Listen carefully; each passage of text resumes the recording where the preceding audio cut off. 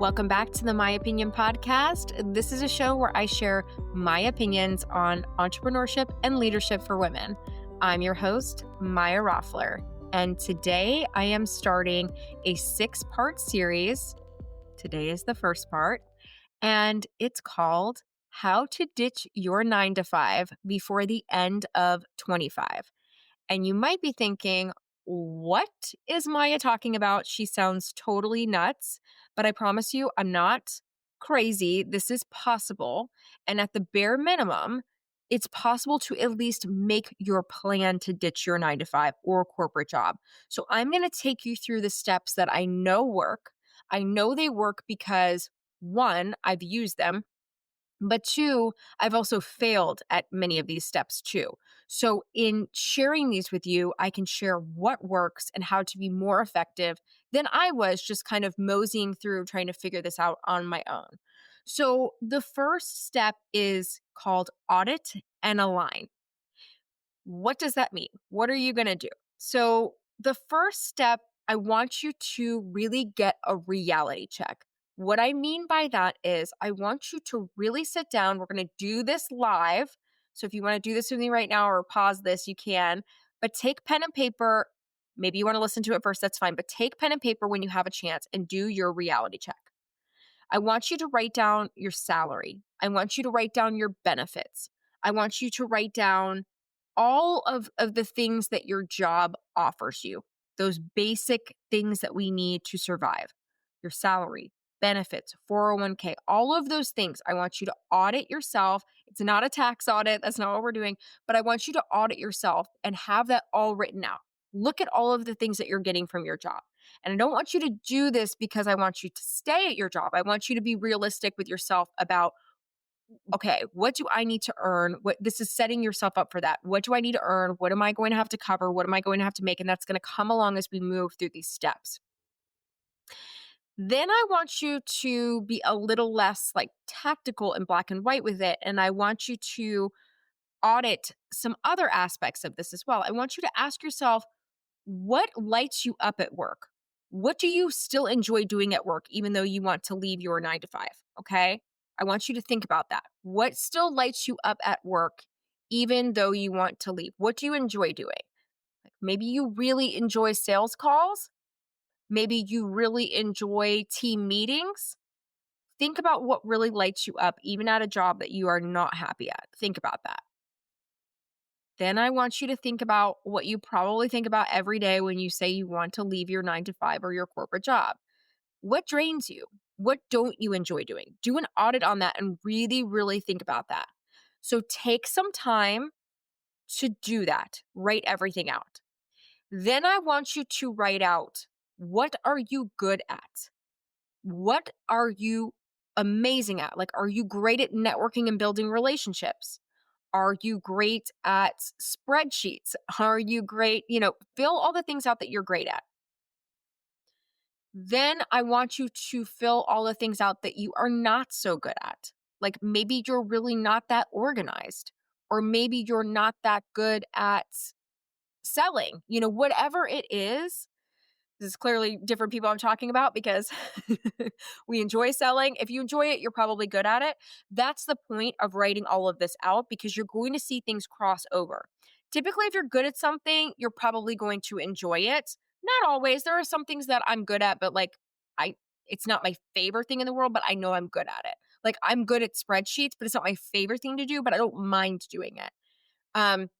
But I think if you're, again, if you really hate doing something, you're probably not the best at it. I'd be pretty shocked if you were the best at spreadsheets, but you absolutely hated it. Probably not, right? So the reason we go through all of these categories, again, tactical stuff, salary, benefits, all of those things, because you're kind of auditing your life there. But then also looking at what you do well, what you're not so good at, look at what lights you up, what makes you excited, and then look at what maybe doesn't light you up so much, what you're dreading and probably why you have maybe quit the job. Maybe you don't like being a leader.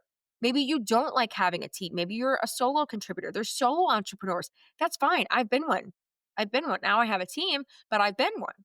So think about that and be very realistic with yourself. Okay, so this is the reality check in the audit process, okay? the audit and align step. So from there, I want to do a freedom check. I want you to do a freedom check. What do I mean by that? Why do you want to be free?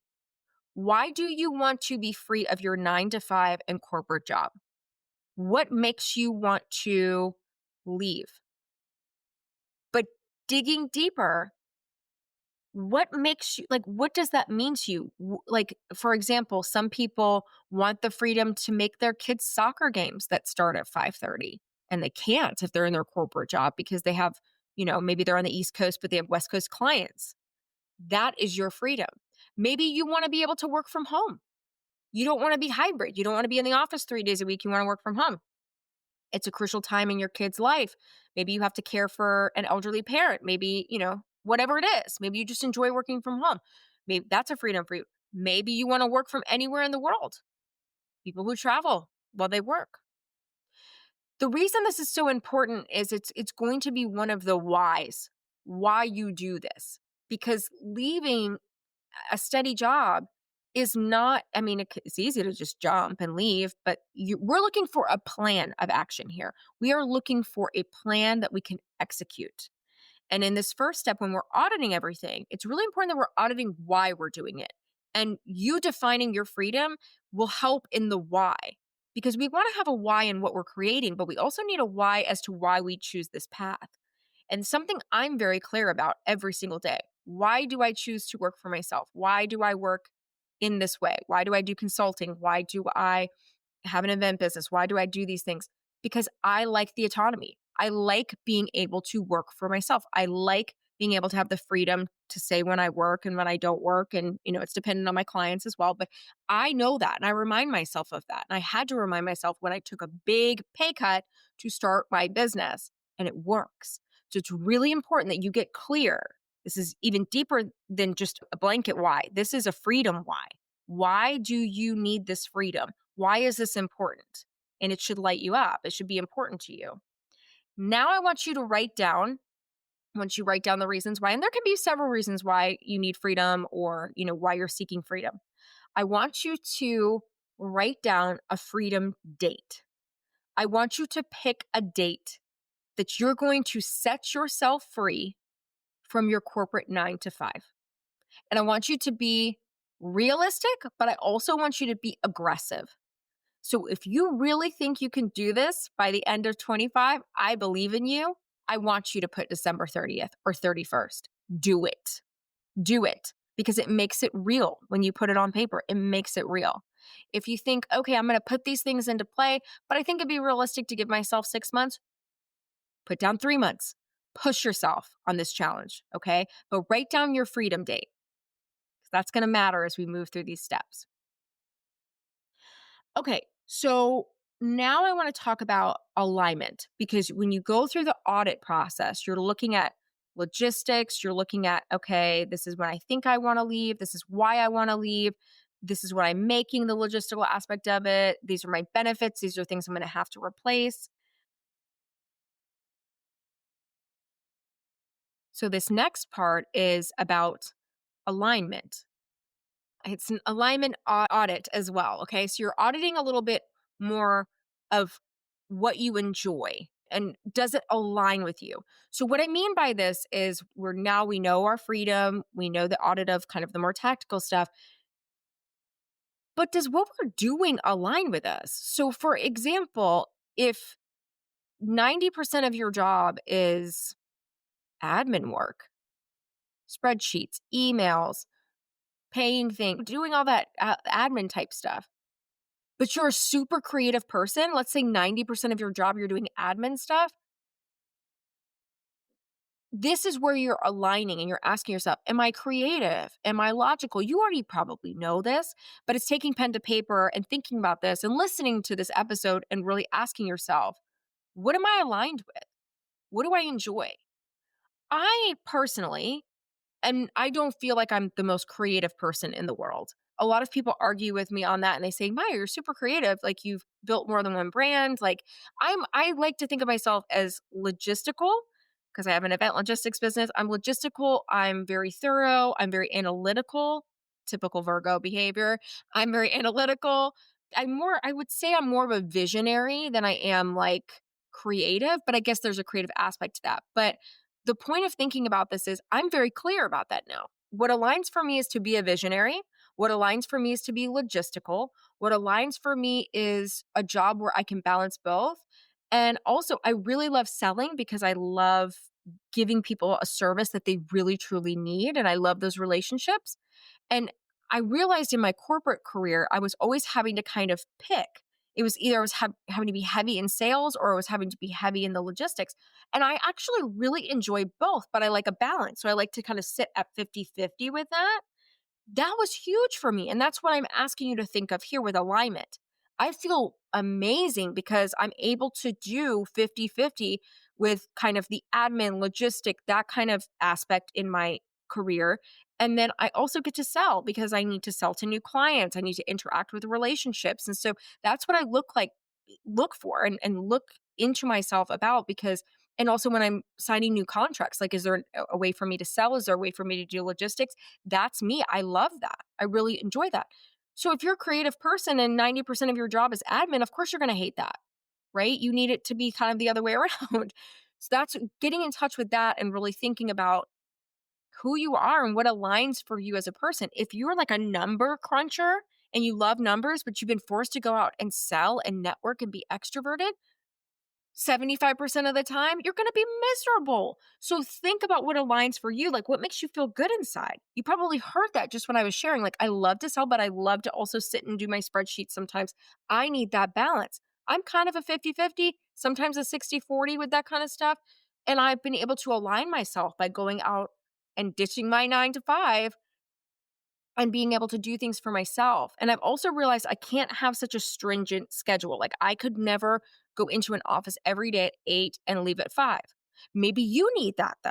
So maybe you need to think, okay, what can I do with my schedule to like maybe that's part of what you enjoy. You like to have those boundaries and maybe the job you're at right now isn't giving you those boundaries. That kind of rolls over into the audit in the first process of what we were talking about with audit and align. But aligning is this part of it is when we're starting to think maybe of what you would think a little more woo-woo type stuff. Like what do you enjoy? If you're creative, you don't need to be doing admin stuff or you don't need to be doing, logistical things all the time. You want to be doing the things that are inspiring to you and align with who you are. I think that's really, really important. Like these are also things of you know, like I said, I can't be in an office 8 to 5. That's not me. Like maybe that's for you. Maybe again, maybe you're micromanaged at work and you're a really independent person, which this is what you should be doing anyway, right? So that you can have your freedom and have your autonomy. But those are the things I want you thinking about, like that alignment. How is it aligning for you? So for your alignment, I want you to, in your sheet of paper and in this exercise, I want you to write down 3 things that you align with from your corporate experience. For me, like I shared, I loved sales. That aligned with me. I loved the logistic aspect of it. That aligned for me. But also talk about how you want to split your time. So if that aligns for you, but maybe you're like, I only want to do that this percentage of the time, go deep in that and share that. Go deep in how much time you actually want to spend doing those things. And it's not that that can happen right away. In my opinion, this is an evolution and also understanding yourself more as you get more autonomy and get out there and build your own business. But I think it's so amazing to have such clear vision because I didn't do these things as clearly as I'm sharing them with you. And so getting this audit and then aligning yourself and understanding you as a professional and where you want to go, it gives you so much clarity as you move through this. The last part of the audit and the align step, our first step here, is really shifting your mindset. And I know so many people talk about mindset. Mindset has been talked about by so many coaches, by so many people. It, in some ways, honestly, in my opinion, I think it's way overused. However, the reason it's overused and over talked about is because it is important. Mindset is important. Where people go wrong with mindset is they think, oh, it's like the secret. They're like, I'll just have a positive mindset and everything will work out. It's half the battle, in my opinion, in a lot of ways. But let's just say I sat at home all day hating my job, but I was like, I'll just be positive about this. Something will change. Yeah, I might get another job offer. Someone else might notice me. I definitely think the power of the mindset helps you. However, when you're thinking like an entrepreneur, when you're thinking like a business owner, when you're thinking like a leader, you know that mindset is a big tool and an incredible tool. But action behind your mindset is when you're unstoppable. Because the only way to create something new and to create the life you want is to take action behind that positive mindset. Then you're completely unstoppable. So, what I want you to think about with this last part of our audit and align step is shift your mindset. No, you have to go to work tomorrow. You have to stay in this job for another week, another month. If you're ditching your 9 to 5 over the end of 25, it's not going to be too long. However, you know you have to be there. So your mindset is really important. But shifting your mindset and shifting it instead of saying, oh, I hate this job, I don't want to be here, you're now shifting it and saying something like this. So I want you to write down what yours is. But my shift was, you know what? I'm grateful for this job. It's helped me pay my bills. It's helped me get to where I am now. And now I'm grateful for it because it's helping me realize that I want to ditch my 9 to 5, that I want to leave corporate, and that maybe there's something else out there for me, and it's helped me realize that.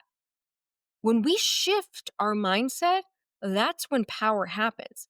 So that's why it's so important to audit all of this, align ourselves, figure out what we really want, what we're good at, what we want to do, take all of that, and then mindset. Be grateful for the time you've had there. Even if it's the worst experience ever, be grateful for it because it's brought you to this point. And that's hard. That's hard. But you will look back as you build this and you work through these 6 steps. You will be grateful. So work on that mindset shift. I want you to write down what that is for you, what you're going to tell yourself every day going in somewhere where you're not super happy, but you know it's kind of a means to an end at this point. So how are you going to talk to yourself every day? All right, that is step 1 in our 6-step process of ditching your 9 to 5 before the end of 25. If you're listening to this in 2025, I hope you're inspired and I hope you'll follow me on this 6-part series. Obviously, you can do this any year when you hear it. And we have a really cool worksheet that you can download that has all 6 steps. So you can click the link down below in the show notes and download it. Excited to bring that to you guys. And we'll also be covering that in upcoming workshops as well. So you can check that out in the link too. So thank you so much for listening to another episode of the My Opinion Podcast. Don't forget to follow me at My Opinion Podcast and at Maya Roffler on all social media platforms. We'll see you next time.